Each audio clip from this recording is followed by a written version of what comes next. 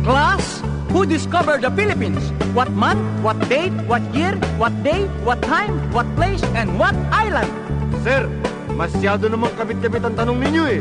Talagang ganyan ang tanong, kabit-kabit. Ang sagot, kabit-kabit din. Ako, sir, alam ko. Yes, Bindoy? Magellan discovered the Philippines March 16, 1521, Saturday, 3 o'clock in the morning, town of Mactan, Limasawa Island. Good! Who killed Magellan? Lapu-Lapu. Good! Who killed Lapu-Lapu? Kusinero.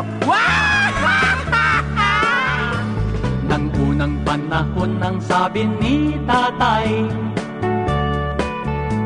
the Philippines discovered by Magellan.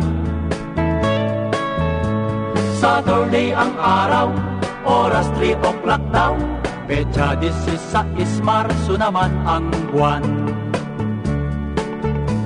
Magellan landed in Limasawa Island noong taong 1521. Ang kanilang salita di maintindihan, pagkat Kastila ang kanilang usapan. Ilocano Mix Club. Magellan arrived in Cebu City. Rahama po nakita niyang very happy. All people are baptized and they introduce Christ. Noon daw nagmula itong Catholic life. Nang si Magellan ay nasa Mactan, lahat ng tao gusto'y binyagan. Ngunit si Lapu-Lapu'y aayaw, pinag-get out si Magellan. Si Magellan ay nagwala, pagkat bigla daw napahiya. Ba't Lapu-Lapu parang pusa na lumuray sa nahuling daga? Oh mother, mother, I am sick, call a doctor very quick.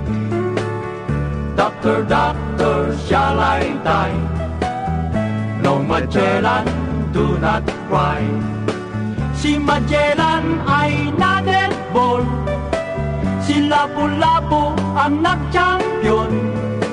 Sa history natin ngayon, itinuturo sa all school. Itinuturo sa all school. Itinuturo sa all school. At diyan nagwakas ang maligayang araw ni Magellan sa pulo ng Mactan long time ago. Ilocano Mix Club.